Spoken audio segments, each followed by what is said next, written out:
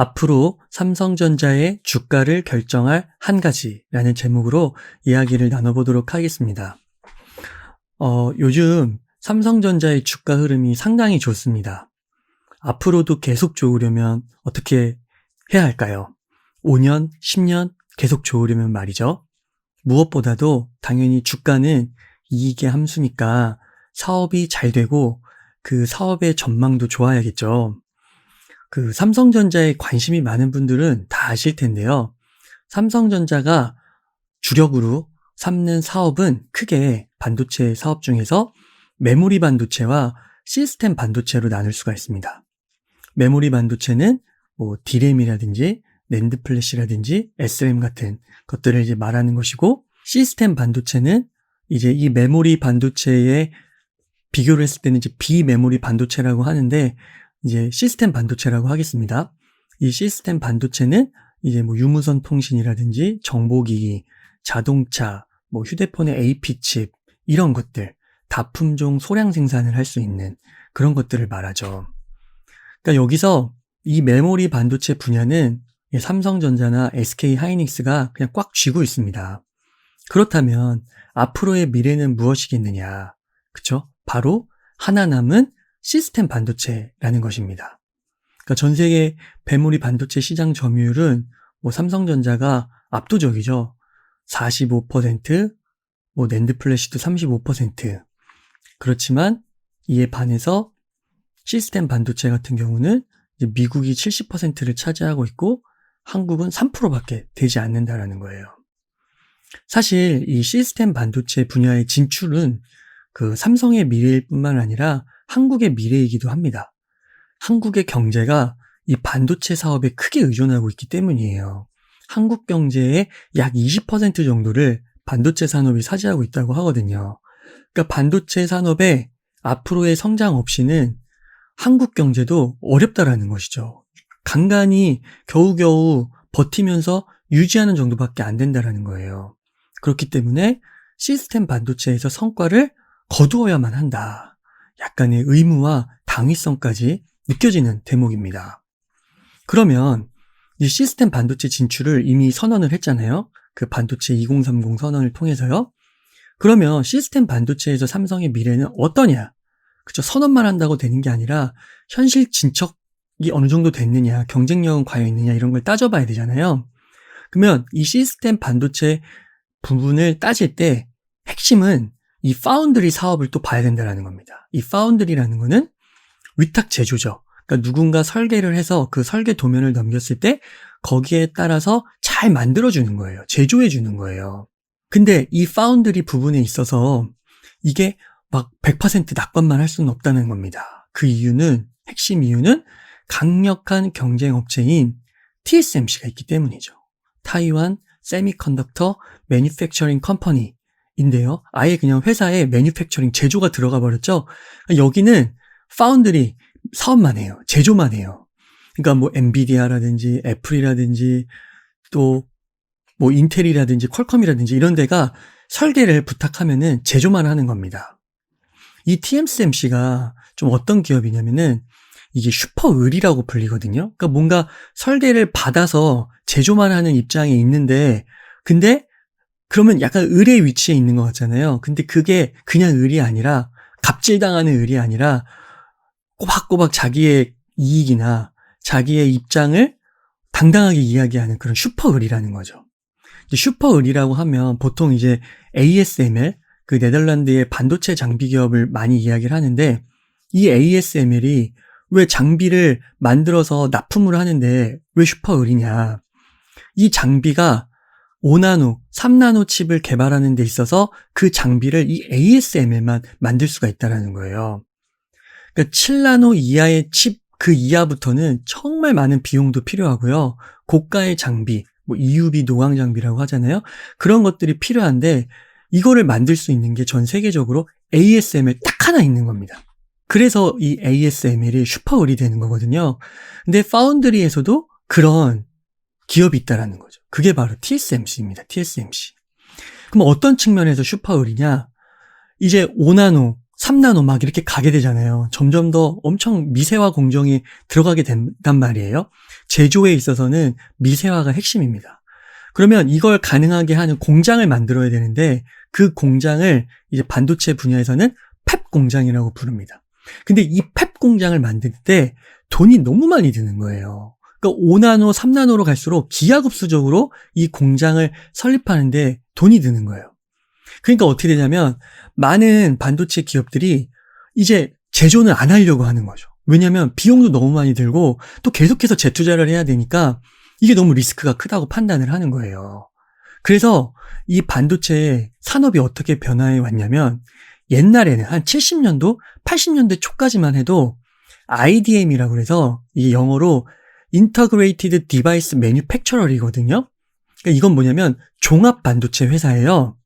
그러니까 이 반도체 밸류 체인을 보면 반도체가 어떻게 만들어지는지 처음부터 끝까지 그 단위를 분석한 게 이제 밸류 체인이라고 할 수 있는데 크게 3단계로 나눠진다는 거죠. 설계, 생산, 그리고 조립 및 검사. 이렇게 3단계로 나눠지는데 옛날에는 70년대, 80년대에는 이 3개를 다 했다라는 거예요. 한 기업이.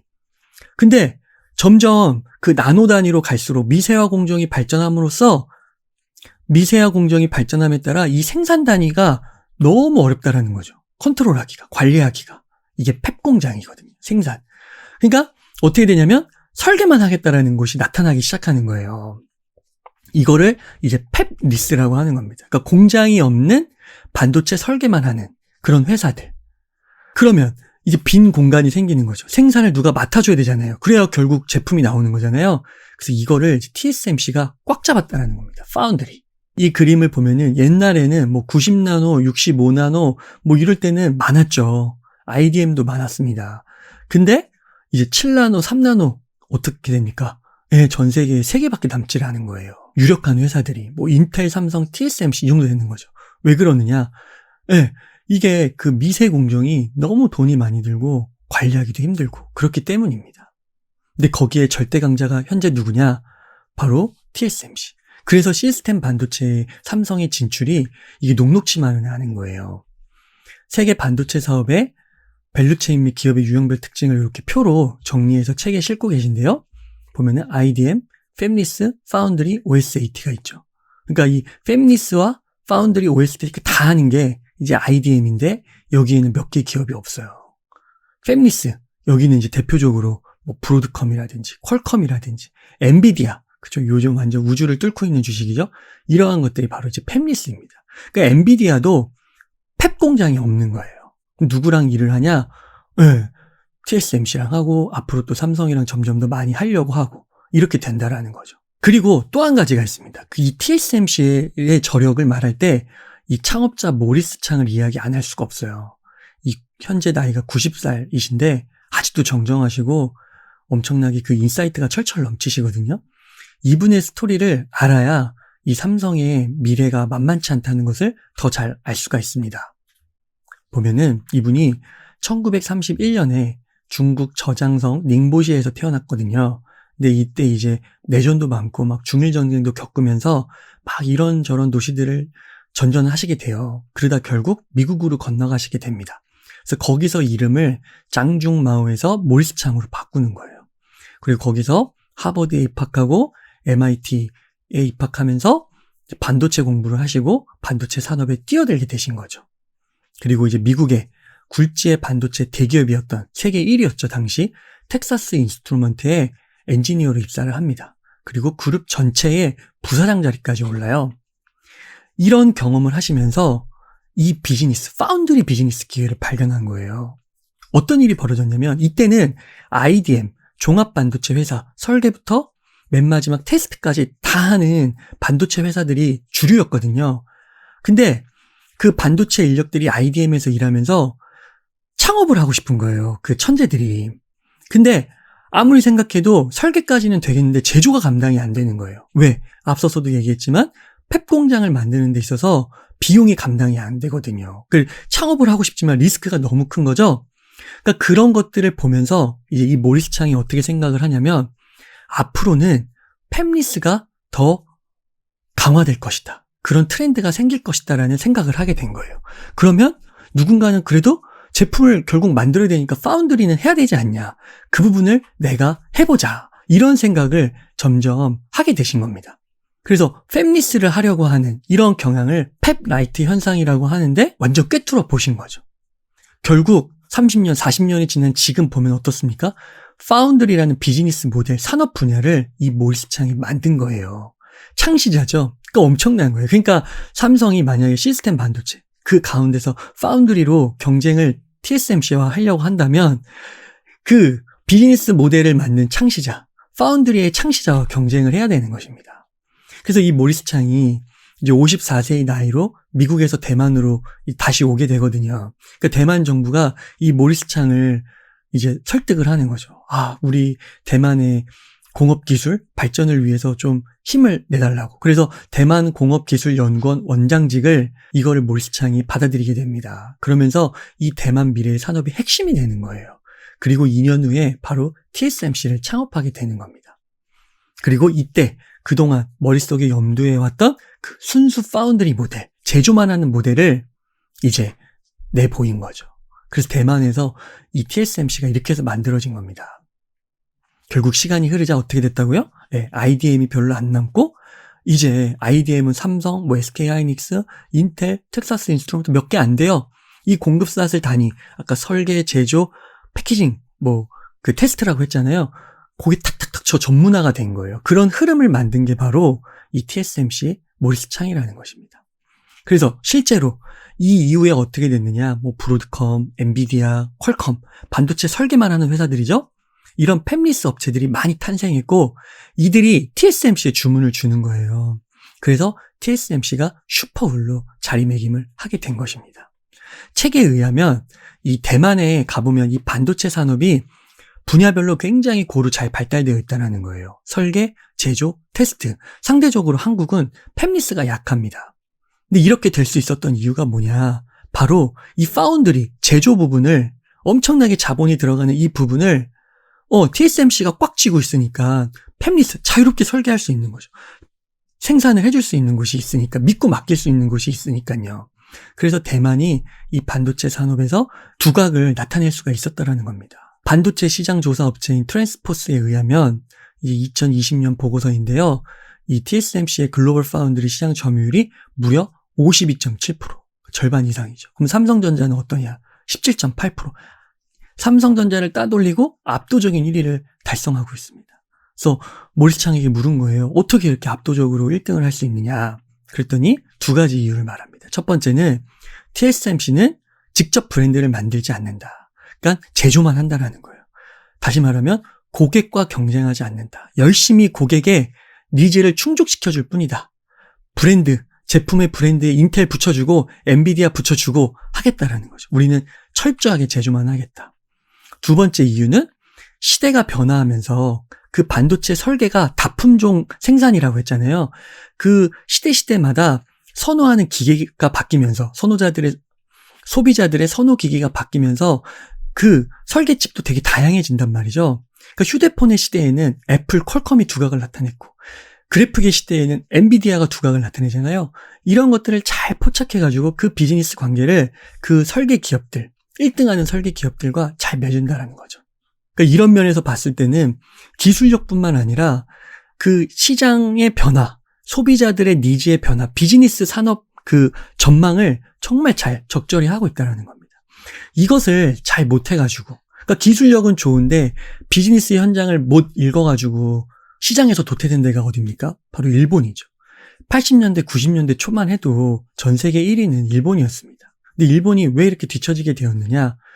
너무 기술력만 생각한 거예요. 시장의 수요보다는.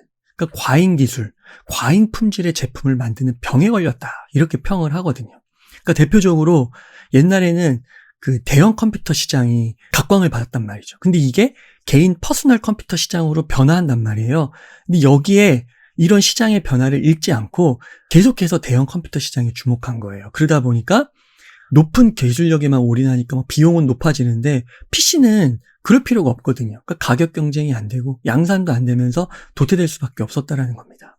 자, 그런데 이렇게 일본의 전철을 밟지 않으면서, 그죠? 기술력도 좋고 시장의 수요도 잘 있고 비즈니스도 잘하는 곳이 어디입니까? 바로 삼성이라는 거죠. 그래서 삼성이 이제 반도체 비전 2030을 발표했잖아요. 그리고 막 나노, 5나노, 3나노 다 간다고 막 하잖아요. 그래서 모리스 창이 말하는 거예요. 앞으로 TSMC의 경쟁 기업은 어디일까요? 라는 질문에 이렇게 대답했다라는 거 아닙니까? 미국과 중국은 역부족이다. 최대 경쟁자는 삼성이다. 이렇게 얘기를 한 거예요. 이 한국이 뭐 토지, 물, 전기 이런 게 반도체를 생산하는 데 있어서 제조하는 데 있어서 굉장히 중요한 요소인데 이런 물리적 자원과 환경 측면에서 굉장히 대만과 유사하고 또 한국이 기술력뿐만 아니라 비즈니스적으로도 머리가 팽팽 잘 돌아간다는 거죠. 진짜 삼성도 대단하잖아요. 그렇죠? 아시는 분은 아시겠지만 1970년대 정말 반도체 산업의 불모지였는데 1983년을 기점으로 해가지고 막 박차를 가해서 1994년도에 256 D램을 개발에 성공하고 그 다음으로 전 세계에서 1위 자리를 내준 적이 없습니다. 그리고 2000년대 들어가지고 일본, 독일, 막 대만 기업들과 막 치열한 치킨 게임을 벌이죠. 여기서도 피 터지는 전쟁 끝에 최후의 승자가 삼성이 되지 않았습니까? 그래서 시장 점유율 65%를 차지하게 된 거예요. 메모리 반도체 분야의 시장에서. 그런데 시스템 반도체는 어떻다고요? 3%? 4%? 이 정도밖에 안 되는 거예요. 글로벌리 파운드 시장 점유율은 대만 58%, 삼성전자 14%밖에 안 되고요. 그렇다고 해서 뭐 TSMC가 뭐 넘사벽이냐? 아니라는 거죠. 해볼만 하다라는 겁니다. 우선은 이 최소한으로 생각을 했을 때 TSMC를 넘어 막 파운드리 1위를 할 수 있느냐, 못하느냐, 이런 건 잘 모르겠어요. 근데 우선은 이 메모리, 이 시스템 반도체 시장이 엄청나게 폭발할 것이라는 겁니다. 반도체 수요 폭발, 4차 산업혁명 시대잖아요. 그러니까 점유율은 14에서 20, 25 이렇게 늘어날 수밖에 없다는 거예요. 이게 굉장히 좋은 신호라는 거죠. 그리고 메모리 반도체 시장에서의 역사를, 과거를 추억해 볼 때 불모지에서 이렇게 됐잖아요. 10년, 20년 지나면 할 수 있다라는 것이죠. 저도 대한민국의 국민의 일원으로서 정말 그렇게 되리라 믿고 응원하고 싶습니다. 자, 오늘 내용 정리해 보겠습니다. 앞으로 삼성전자의 주가를 결정할 한 가지. 사실은 많죠. 뭐 폴더블 폰도 될 수도 있고, 뭐 플립폼도 될 수 있고, 다른 여러 가지 산업이 될 수도 있는데, 뭐 IoT 산업도 될 수 있고요. 오늘 이야기한 것은 뭐였습니까? 예, 바로 시스템 반도체 분야에서의 활약.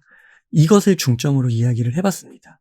그리고 그 분야에서의 핵심 사항 중에 하나는 바로 파운드리였고, 그럼 파운드리에서는 2위죠.